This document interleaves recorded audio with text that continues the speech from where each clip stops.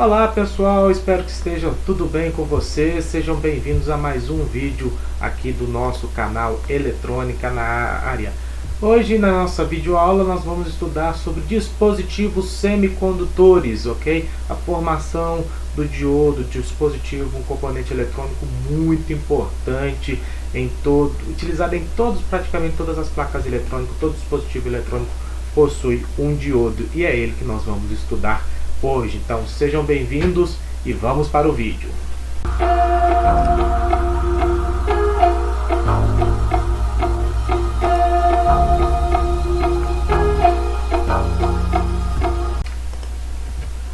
Vamos começar então, gente, discutindo o que é um dispositivo semicondutor. Veja bem, antes de a gente falar exatamente o que é um dispositivo semicondutor, vamos falar primeiro o que é um condutor.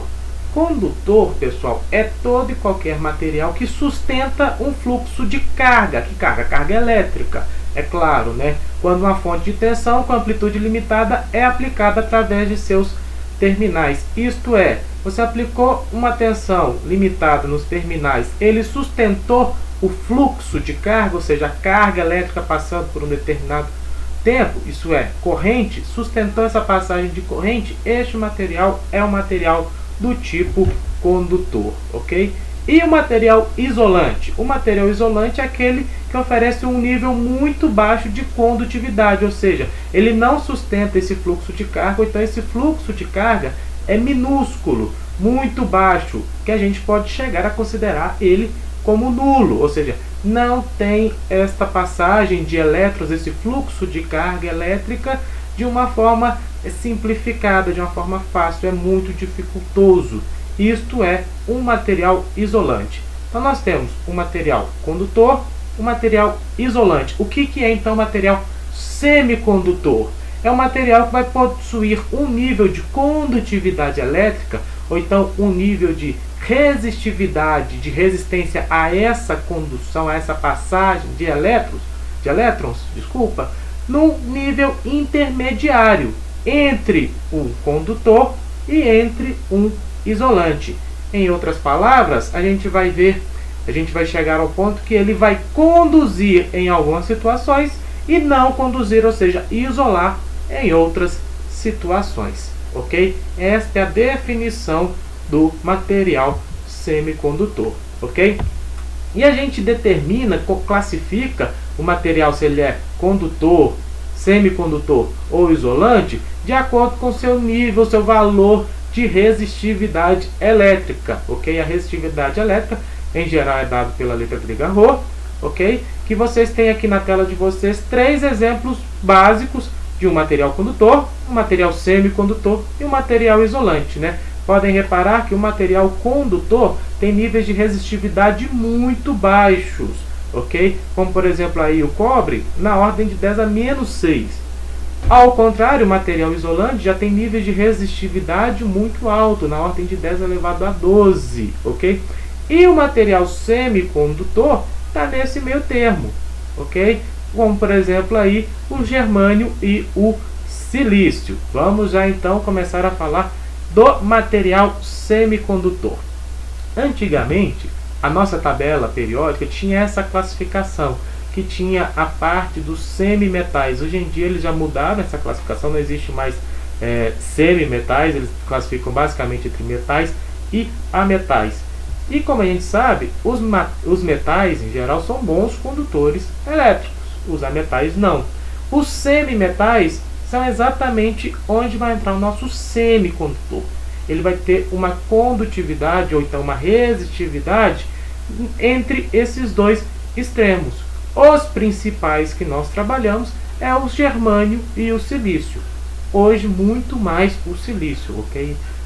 Pouco se utiliza o germânio, hoje ainda se utiliza sim, mas pouco se utiliza. Hoje se utiliza muito o silício, não só em dispositivos semicondutores, até entre outros dispositivos, até as células fotovoltaicas são baseadas no princípio do silício, mas isso é assunto para outra aula, ok? Então vamos falar sobre esses materiais semicondutores, né? Os semicondutores intrínsecos. Conforme eu já falei, os mais comuns, mais utilizados é o silício germânio, é que a gente vai fixar o nosso estudo basicamente no silício, ok? Que ele é o mais abundante, o mais utilizado em nosso meio, ok? Esses materiais são elementos tetravalentes, isto é, eles possuem 4 elétrons na camada de valência, tanto o germânio quanto o silício. Vocês podem ver que eles estão na mesma coluna aqui da nossa tabela periódica, né?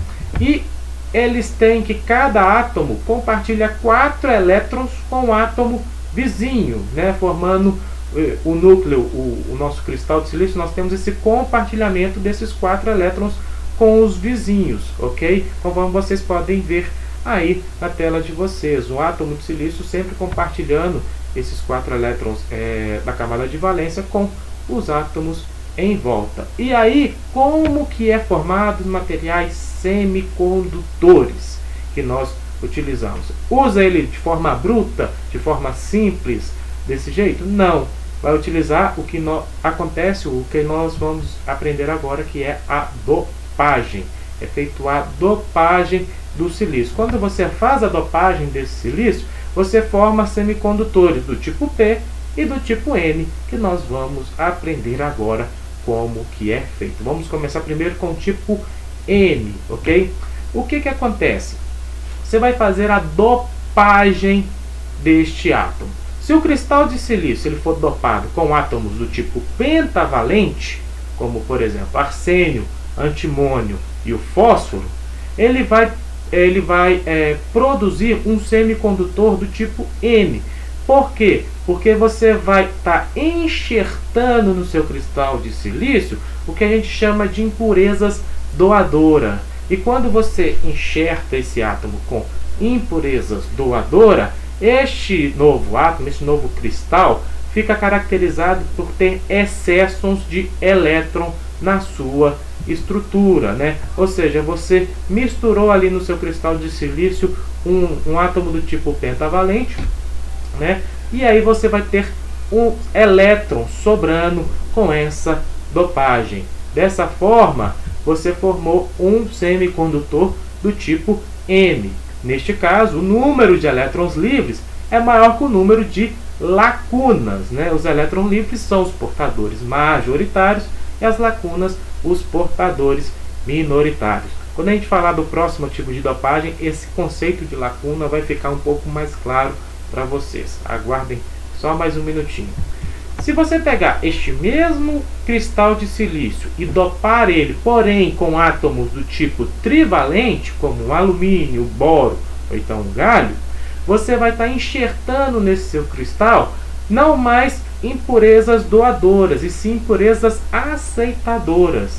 E assim você vai estar produzindo um semicondutor, um cristal do tipo P. Esse tipo P ele é caracterizado pela falta de um elétron na estrutura. Ou seja, veja esse desenho aqui. Vai ficar um buraquinho ali faltando um elétron. Este buraquinho é a lacuna, ok? Então, dessa forma, a gente vai ter mais lacunas livres. Ou seja, o número de lacunas vai ser maior que o número dos elétrons livres, ok? Então, neste caso, as lacunas são os portadores majoritários e os elétrons livres são os minoritários, diferente do semicondutor do tipo N. Ok, fiz uma dopagem, produzi um semicondutor do tipo P. Fiz outra dopagem e produzi um semicondutor do tipo N. Como que é feito o diodo, então? É feita uma junção, junta, como se fosse unir esses dois materiais, um do tipo P e um do tipo N. E aí você vai formar o diodo. O que acontece quando você faz essa junção, quando você une esses dois materiais? Quando você une esses dois materiais, acontece internamente uma recombinação de elétrons e lacunas, ok? E isso acontece formando uma região de junção, que é aquela região onde você uniu os dois cristais, o do tipo P com o do tipo N. Esta região, onde há essa recombinação de elétrons nessa junção, é chamado de barreira de potencial, ou então camada de potencial, ou então zona neutra, ou também barreira de depressão ou camada de depressão. Você pode encontrar todos esses nomes nessa região onde acontece a junção dos dois semicondutores. Há uma recombinação dos elétrons e das lacunas dos cristais, né, do tipo P e do tipo N, formando esta lacuna. E aí você criou o seu diodo semicondutor do tipo P e do tipo N. E como que esse diodo funciona? Vamos ver aqui agora. Você pode polarizar ele de forma direta ou de forma reversa. Vamos ver primeiramente o que acontece quando você polariza o seu diodo de forma direta. Quando você polariza o seu diodo de forma direta, isso é, o terminal positivo da sua fonte está aplicado no lado P e o terminal negativo no lado N, ok? O que acontece? Esta polarização faça com que os elétrons e as lacunas da camada de depressão movam de acordo com esta polarização. Isto é, os elétrons livres do seu cristal tipo N tendem a ser atraídos pelo terminal positivo.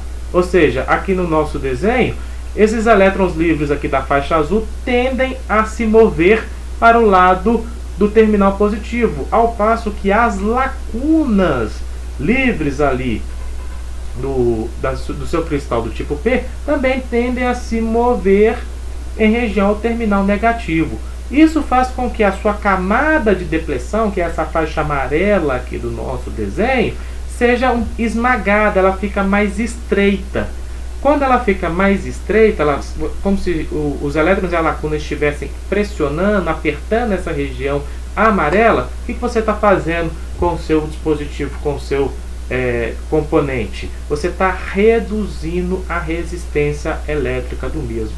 Desta forma, o seu material conduz, ok? O seu diodo vai estar conduzindo corrente elétrica. Por quê? Porque essa camada de depressão, essa zona neutra, ela fica estreita, ela é esmagada, ok? É por isso que o diodo conduz quando polarizado diretamente. E quando você polariza ele reversamente? Quando você polariza ele reversamente, acontece o contrário, ok? Os elétrons livres do seu material tipo N são atraídos não mais para o lado contrário, e sim para o lado que ele estava mesmo. O mesmo acontece com as lacunas do tipo P, fazendo com que essa camada de depressão, ao invés de ser esmagada, de ser estreita, né, de ser comprimida, ela se alargue, ela fica maior, ok? Desta forma, ela alargando, aumentando o tamanho dessa sua camada de depressão, a resistência elétrica do seu dispositivo vai aumentar. E aí não vai ter mais o fluxo constante de carga elétrica, ou seja, não vai ter corrente elétrica passando pelo seu componente. Por isso que quando você polariza diretamente, conduz, polariza reversamente, ele não conduz, ok? Para finalizar a nossa aula, o nosso diodo semicondutor tem dois pontos, né, tem dois terminais, e o terminal, né, que está do lado do cristal tipo P, ele é chamado de anodo. Já o terminal que está do lado do tipo N é chamado de catodo, ok? Na tela de vocês tem dois exemplos aí de diodo. O terminal catodo, ele é identificado por essa faixa que aparece no seu diodo, como por exemplo na primeira imagem uma faixa preta no corpo dele. Na segunda imagem, como o corpo do diodo é preto, a faixa é cinza. E a simbologia do diodo é essa da imagem da direita de vocês, ok? Uma seta, onde a ponta da seta é o terminal catodo. O outro lado, obviamente, é o terminal anodo, ok? Mas já vai ter outros vídeos para vocês falando de todos os tipos de diodo que nós encontramos, as características, curvas, modelo de diodo, e nos próximos vídeos para vocês, ok? Espero que vocês tenham gostado desse vídeo. Se você gostou, dê o like aí, se inscreva no canal, compartilhe esse vídeo com quem mais você quiser. Um forte abraço a todos vocês e até a próxima. Qualquer dúvida é só colocar aí nos comentários, pessoal. Muito obrigado e até mais.